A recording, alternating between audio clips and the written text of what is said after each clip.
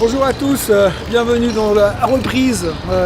Petit temps mort depuis quelques temps. En mai, on a eu Bernanke qui a commencé à nous dire attention les gars, je vais peut-être plus autant vous soutenir qu'avant. Donc évidemment c'est le truc qu'on n'avait pas envie d'entendre. Il a répété la même chose en juin.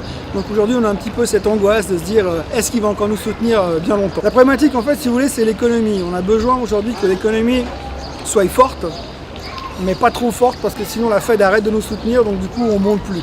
Donc on se retrouve un peu dans une situation où on aimerait avoir une économie extrêmement forte, auquel cas on prend le risque que Bernanke et la Fed arrêtent de soutenir le marché, ou alors une économie extrêmement faible, ce qui fait que du coup Bernanke va continuer à soutenir l'économie et on va continuer à avoir ces injections de liquidités qui, je le rappelle, sont quand même de 85 milliards de dollars tous les mois.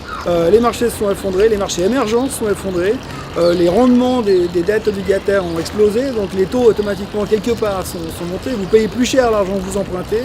Et aujourd'hui on a un peu remis les compteurs à zéro sur le début de l'année, puisqu'à peu près tous les assets sont venus à zéro, les gens ne veulent plus de fonds obligataires, on a toujours pas mal de croyances dans le marché des actions. La raison étant qu'il faut quand même noter que Bernanke n'a rien apporté de plus. Les bonnes nouvelles qu'on a jusqu'à maintenant, c'est qu'apparemment, il y a un mieux en Europe. Il y a une amélioration de la croissance en Europe. En tout cas, c'est comme ça que le marché le perçoit et c'est comme ça que les investisseurs le perçoivent. Donc on va un tout petit peu vers le mieux. Maintenant, on va commencer à regarder aussi les chiffres du chômage qui, eux, par contre, ne baissent pas. Donc ça a toujours un gros problème de ce côté-là. Donc on n'est pas vraiment sorti de l'auberge. Ça va un petit peu mieux on va dire, mais on a eu un gros coup de Trafalgar ce printemps et ce début d'été, et maintenant on repart un petit peu à zéro en se disant ok, et maintenant où est-ce qu'on va? Donc c'est la grande interrogation.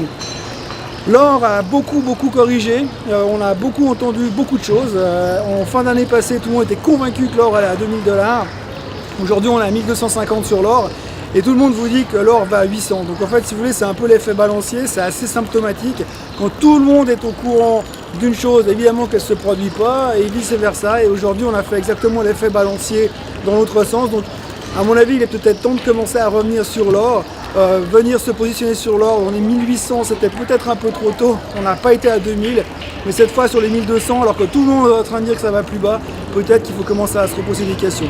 Voilà, donc pas mal de flux financiers, pas mal d'interrogations, et les gens se posent toujours beaucoup de questions, mais on voit quand même un petit peu un retour de la confiance après le petit trou d'air qu'on a eu durant ces dernières semaines. Voilà, on commence comme ça et puis on y verra un petit peu plus loin dans les détails la semaine prochaine. Très bonne journée, à bientôt, au revoir.